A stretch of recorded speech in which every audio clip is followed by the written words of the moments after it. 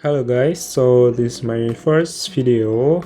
Kita akan bahas soal iPad mini 2. Ya, iPad mini 2 yang rilis tahun 2014, berarti sekarang sudah 10 tahun umurnya. Dan saya dapetin iPad ini di Facebook Marketplace dengan harga Rp950.000 dengan varian 16 GB untuk internalnya dan WiFi only tentunya.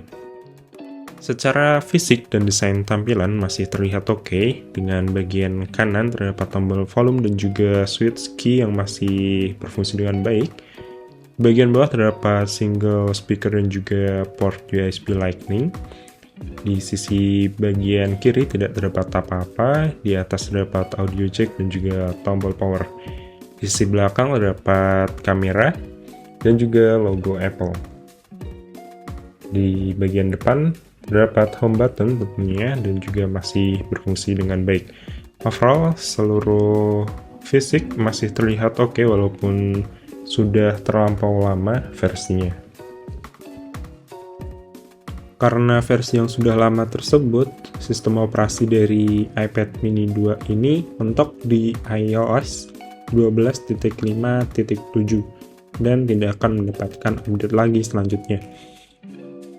Nah, walaupun dengan keterbatasan tersebut, saya tetap membeli iPad ini karena menurut saya iPad ini masih memiliki layar yang sangat bagus, dimana dengan layar Retina 7,9 inci dengan resolusi 2048 x 1536 pixel, dapat dilihat iPad ini memiliki layar yang tajam dan jernih. iPad ini menggunakan Apple A7 untuk chipsetnya. Apple A7 ini setara dengan iPhone 5S ya, jadi cukup tua.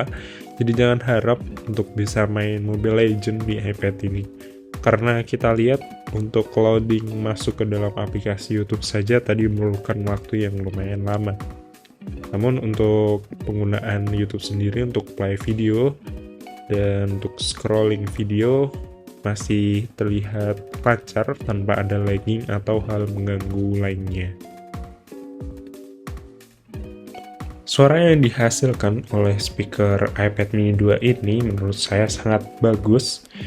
Lebih bagus malah daripada handphone yang saya miliki keluaran tahun 2022 atau 2023 kalau tidak salah, yaitu Infinix Note 30 Pro.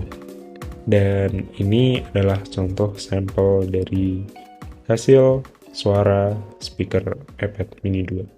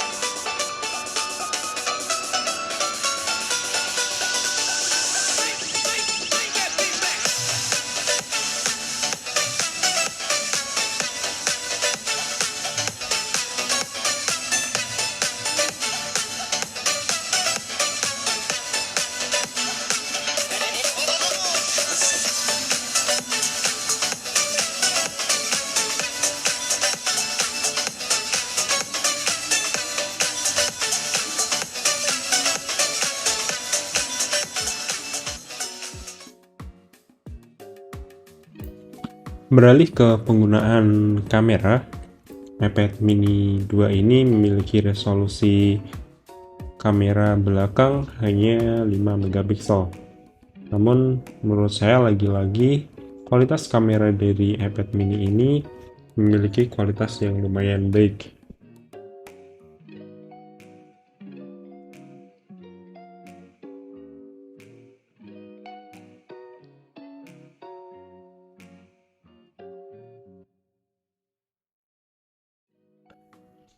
Dapat dilihat gambar yang dihasilkan cukup jelas dan tajam.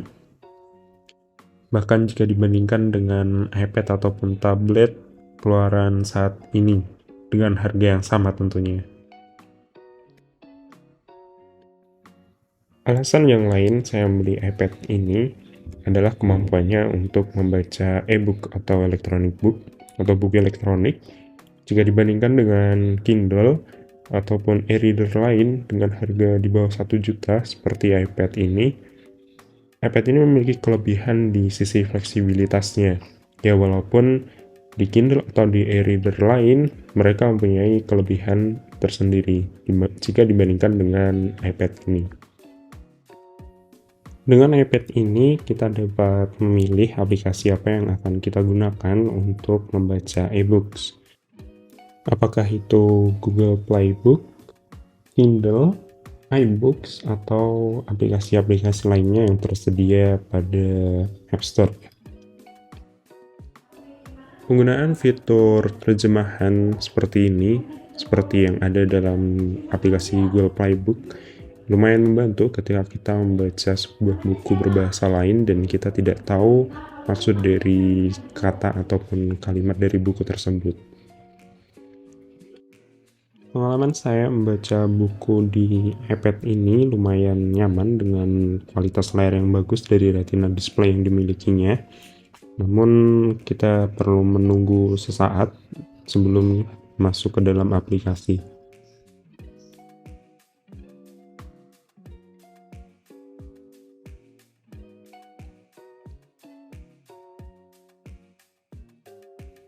Dengan menggunakan stylus pen seperti ini saya beli di salah satu marketplace dengan harga kurang lebih sekitar Rp50.000.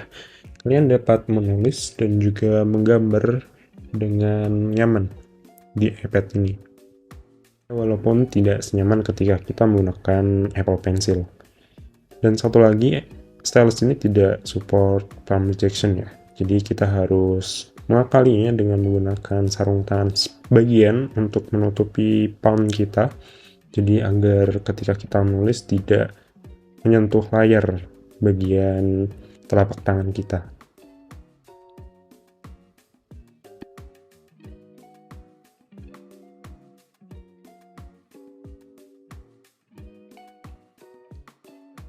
Oke, jadi itu pembahasan terkait iPad mini 2 kita kali ini, dan apakah masih worth it di tahun 2024 ini?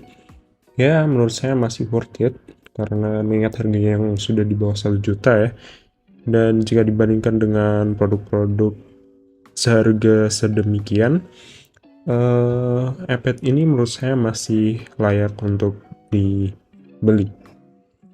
Dan apalagi penggunaan hanya digunakan untuk membaca seperti saya, hanya untuk menonton Netflix atau menonton YouTube saja, ya iPad ini masih worth it untuk digunakan. Jadi itu saja teman-teman dari saya. Terima kasih dan sampai jumpa.